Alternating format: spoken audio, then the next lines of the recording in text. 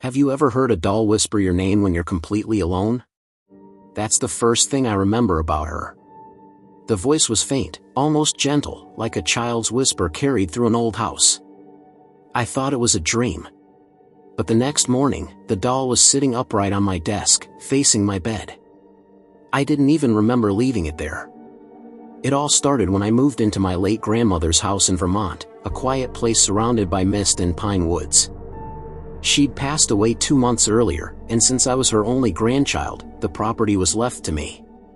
The house smelled of dust, lavender, and something metallic, maybe rust, or maybe blood.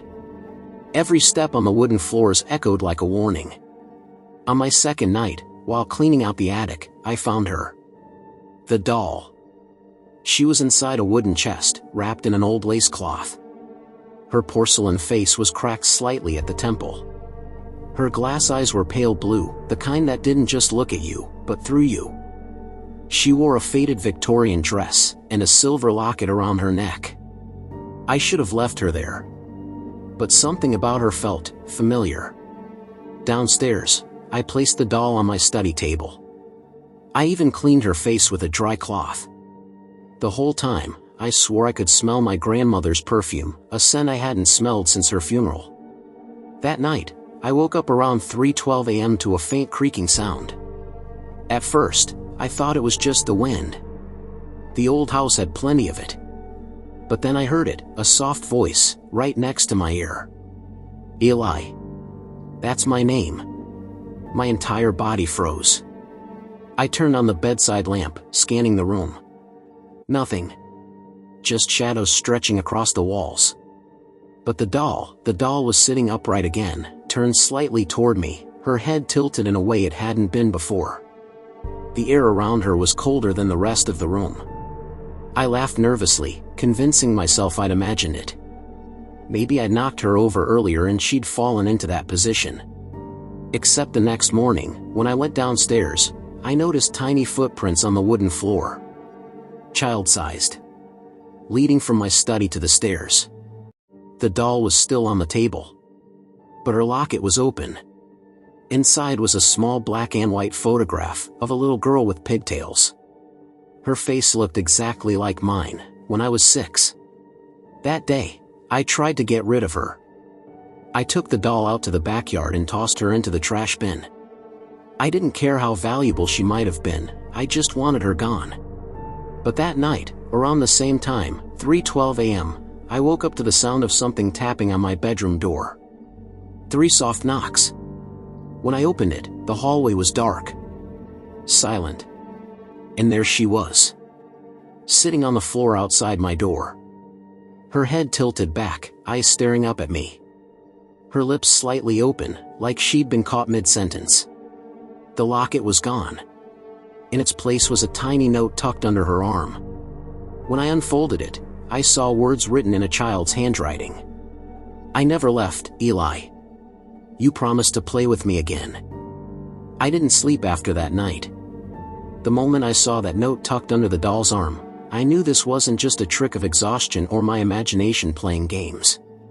The handwriting looked eerily familiar, uneven and slightly tilted, just like the way I used to write as a kid. I kept staring at it, half expecting the letters to move, to rearrange themselves into something else. But they didn't.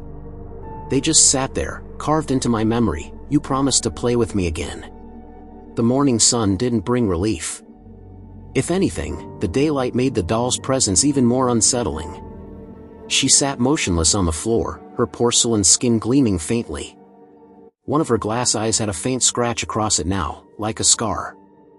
I didn't remember that being there before. I wrapped her in a towel, tossed her back into the chest, and shoved it into the closet. I told myself that was it, I'd deal with her later, maybe burn her. I had work to do. I needed to keep my mind occupied. But every time I walked past that closet, I heard it, a faint clicking sound. Like porcelain fingers gently tapping against wood. I tried music, podcasts, anything to drown it out. It didn't help.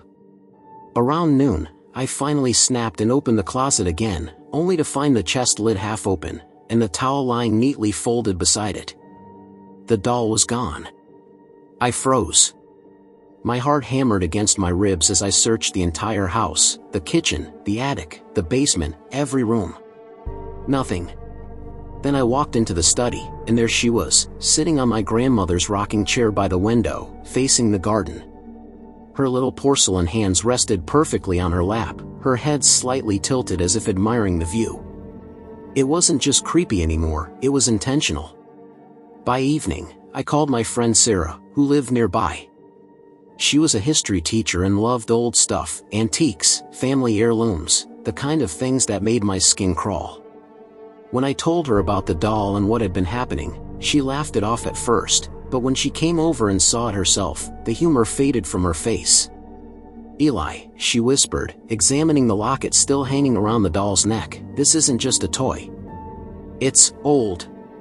Late 1800s, maybe. Dolls like this were often made for memorial purposes." I frowned. "Memorial?" She nodded slowly. Parents who lost their children sometimes had dolls made in their likeness. It helped them grieve. She hesitated before adding, "Some believed their child's spirit could live through the doll if they kept it close." A chill went down my spine. "You think this belonged to my grandmother?" Sarah shrugged. "Could be. But Eli," she glanced around the dimly lit room, "did your grandmother ever lose a child?" I didn't know. My mother had never mentioned a sibling. Grandma was always quiet about her past. But that night, curiosity got the better of fear. I went through her old belongings, letters, journals, photographs, anything that could give me answers. Most of it was harmless. But buried at the bottom of one box, I found an old, crumpled photograph. It was faded, but clear enough to see a young girl standing beside my grandmother, both smiling at the camera. The girl looked around 7 or 8 years old, the same age as the one in the locket photo. On the back, written in fading ink, were 2 words. "Me and Annabelle." My pulse quickened. The next page in her journal mentioned Annabelle again. "Annabelle won't stop crying at night. I don't know how to help her anymore. She says the whispers are getting louder." The last entry was dated March 9th, 1953. Annabelle is gone. But the doll still whispers. That night, the whispering returned. But it wasn't just my name anymore. It was singing, a low, broken hum, like a lullaby played on an old record. I followed the sound down the hallway, barefoot, heart pounding in my ears. When I reached the study door, I saw movement inside, the rocking chair swaying gently, even though the window was closed and the air was still. The doll was there again, rocking slowly, her head turning ever so slightly toward me. The singing stopped. Then, in the same childlike whisper I'd heard before, I heard her say, "You left me in the fire, Eli. Why did you let me burn?" That whisper pierced my sanity. I froze in the doorway, unable to step inside, unable to run. The words echoed through the old house like a taunt. "You left me in the fire, Eli. Why did you let me burn?" Fire. The word made my stomach turn. I didn't understand. I had never seen a fire in this house, not that I could remember.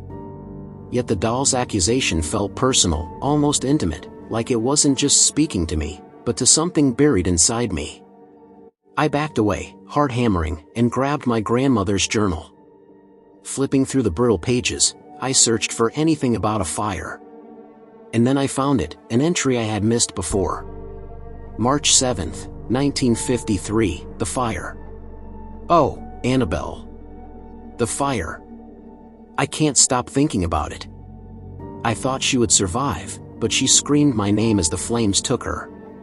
The doll is all that remains. I can hear her whispering at night, asking for me, asking for her playmate. A cold knot of dread tightened in my chest. The journal didn't make sense.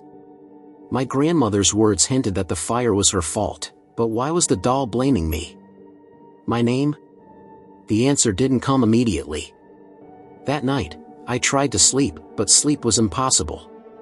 The house groaned and creaked in the wind.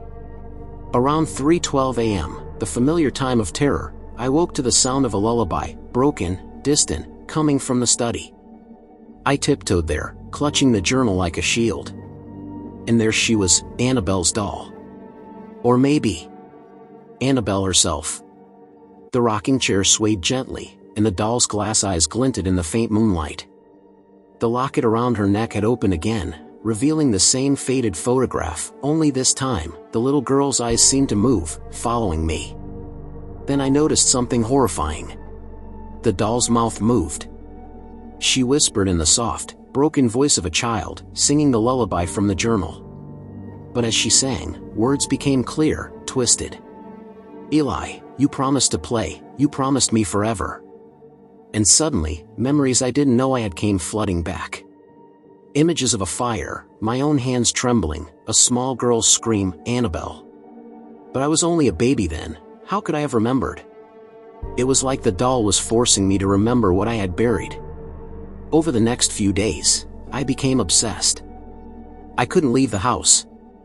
I scoured old records at the town library, searching for anything about fires in my grandmother's home or in nearby neighborhoods. And I found it, a report from 1953, detailing a devastating fire that claimed the life of a young girl named Annabelle Crowley, age 7. Cause: accidental fire. Witnesses mentioned that the child's playmate had been in the house, though the report left the playmate's identity unknown. The article was accompanied by a small photograph, my grandmother as a child, smiling, standing near a charred staircase. And in the corner, a small doll, almost identical to the one I now possessed. It didn't make sense.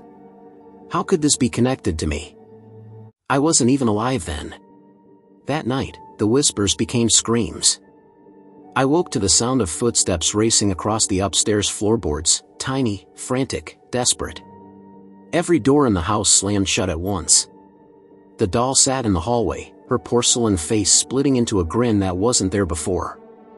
Her glass eyes gleamed, and I realized with a shock that they weren't just looking at me, they were seeing into me, into something that even I had forgotten. She whispered, louder this time. "You promised, Eli. You left me, alone. You let the fire take me. Now you will play with me, forever." I stumbled back, tripping over the carpet, my hands shaking. The locket flew open midair, spinning like a tiny compass, and the photograph inside began to change. The girl in the photo now looked exactly like me, only burned, charred, twisted into a silent scream. The doll's voice became a chorus, multiple voices, overlapping. "Play with me, don't leave me." I realized then, with absolute terror, that this wasn't just about Annabelle. This was about a cycle, a curse, and somehow, I was part of it. My grandmother, the fire, the doll, it was all connected to me, though I had no memory of it. And in that moment, I understood one horrifying truth. The doll didn't want to be played with. She wanted to claim me, the way the fire had claimed her. I couldn't sleep again. I hadn't slept properly in days. Every time I closed my eyes, the doll's whispering filled my ears, haunting me from every shadow, every corner, every creaking floorboard. I began to see her in flashes, standing at the foot of my bed, watching me from the doorway, always smiling that terrible, impossible grin. The more I resisted, the stronger her presence became. She wasn't just a doll anymore, she was something alive, something ancient, something that remembered pain. And she remembered me. I decided I had to confront her. I couldn't run anymore, the doll was inside the house and inside my mind. I armed myself with a hammer, a blanket, and the journal. The locket was clutched tightly in my hand. I opened the door to the study.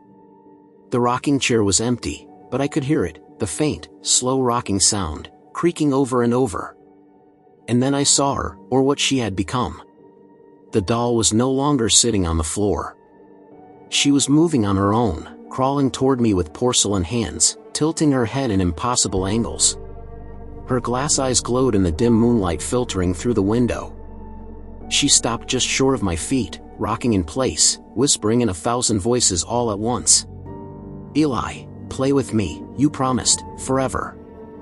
I backed away, swinging the hammer, but it passed through her as if she were a shadow. My heart pounded, my mind screamed. I realized then, with a terror that froze my blood, that the doll wasn't just haunted, she was possessed by the spirit of Annabelle, and that spirit had somehow merged with something inside me, something buried since I was a baby. The journal offered a clue, a horrifying, impossible explanation. In a final, almost illegible entry, my grandmother had written, the child's spirit chose him. The fire didn't end it, it passed it. He will be the next keeper. I tried to hide it, but it remembers everything. The doll waits. Keeper. The word repeated in my mind like a drumbeat. I remembered fragments, flashes of being a baby, Annabelle's voice crying out, a fire, and my grandmother lifting the doll away from me, murmuring words I couldn't understand, tears streaming down her face. The realization hit me like ice. I wasn't just haunted. I was the next in line. Annabelle's spirit had latched onto me the moment I was born, and the doll was her vessel. She had been waiting all these years for me to remember, to come home to her. That night, the doll escalated. Shadows stretched unnaturally across the walls, whispering, chanting, singing. I tried to flee, but every exit in the house seemed to distort. Doors led to hallways that didn't exist, staircases twisted back on themselves. I was trapped inside a nightmare made real. And then the doll moved again. She crawled up the stairs ahead of me, her small porcelain feet making no sound, yet I felt every step reverberate in my bones. Her locket glowed faintly, illuminating the charred photograph inside. This time, I could see clearly, the burned little girl in the photo was me, or a version of me that had lived and died in the fire. I screamed. The doll tilted her head, whispering softly now. You tried to forget, but I never forget. The walls of the study began to sweat black liquid. The shadows of the doll multiplied, crawling across the floor, scaling the walls, pressing in around me. I could feel the spirit inside her, writhing, desperate, wanting release. My hands shook as I clutched the journal, the hammer, anything to survive. Then, a sudden silence fell. The doll stopped, motionless. I could see nothing but her staring eyes. And then, the whisper. One more time, play with me, or join me. I realized in absolute horror that she wasn't asking. She was demanding. And if I didn't obey, the fire, the original fire that had taken her, that had created this endless cycle, would claim me, just as it had claimed her. I had to act. But act how? Burn her? Destroy her? Or play? The thought made my stomach turn. Yet every instinct screamed at me, do something, or die. The house was deathly silent that night, but the silence was heavier than any scream. The air smelled of smoke and decay, though no fire burned. My heart pounded in my chest like a war drum. The doll sat in the middle of the study floor, rocking slowly, her glass eyes reflecting the faint moonlight. Her locket swung open, revealing the charred photograph once again. She whispered my name. But this time, it wasn't a child's voice, it was 100 voices layered together, all pleading, all angry, all desperate. Eli, play, or join me. I gripped the journal and shook my head, screaming, I don't belong to you. But the house had already shifted. The walls warped, the ceiling stretched, and shadows pooled into shapes that resembled flames, licking at the floorboards. The doll crawled toward me, impossibly fast, tilting her head unnaturally, porcelain limbs snapping at angles that should have been impossible. And then it hit me. I remembered everything. I was the reason the fire had happened. I wasn't just connected to Annabelle, I was Annabelle. Or at least, a version of her. My grandmother had tried to protect me, hiding the truth, burying the memories. The Eli I had always been was a vessel, a reincarnation of the child who had died in the fire decades ago. The whispers, the doll, the nightmares, they had all been reminders of a life that was never fully mine to forget. The journal pages seemed to glow as I read them again. The child's spirit chose him. The fire didn't end it, it passed it. It wasn't a curse. It was a cycle. Annabelle had died, and in some impossible twist, her soul had chosen to return, reborn as me. But she couldn't rest. She was trapped in the doll, waiting for the moment I would remember, for the moment I would acknowledge that the fire never truly ended. The doll reached me, and in that instant, I felt it, a violent tug at my soul. Her porcelain hands brushed mine, and I was flooded with every memory of the fire, the heat, the screams, the smoke curling into the night, my grandmother's terrified face as she tried to save me, the lifeless child that was me, that was Annabelle. I screamed, and the doll screamed with me. The shadows exploded outward, and the walls bled smoke. The locket flew open, revealing the photograph, and I saw it, not me, not Annabelle, but both of us, layered together in the image of a single child, half charred, half innocent, eyes wide with terror. The doll tilted her head and whispered, clearly this time, just a single voice. "Now, we play forever." And I understood, the fire had never claimed her. It had merely delayed her. Now, she wanted the part of me that had always belonged to her. My memories, my body, my soul, all were hers to reclaim. I lunged, desperate, grabbing the doll and hurling her into the fireplace. The flames roared to life, brighter than any fire I had ever seen. The doll didn't burn. She shrieked, but her porcelain skin didn't melt. Her glass eyes glowed, and then, impossibly, she opened her mouth wider than any human could, whispering in a chorus that seemed to echo inside my skull. "You cannot escape. You or me. We are fire. We are eternal." The room spun. I screamed as shadows wrapped around me, as whispers filled my ears with every promise I had ever made to a child I had never known, as the locket flew open again, showing the photograph one last time. And then, silence. When I opened my eyes, I was lying on the floor, alone. The doll was gone. The house smelled of dust and lavender. The journal lay open beside me, its pages blank, except for a single, scrawled word in my grandmother's handwriting. Eli. I ran from the house. I never looked back. But sometimes, at night, when the wind is right, I hear it, a soft whisper, a lullaby, a voice calling my name. And deep inside me, I know she's still there. Watching. Waiting. Because Annabelle never left. And maybe, she never will.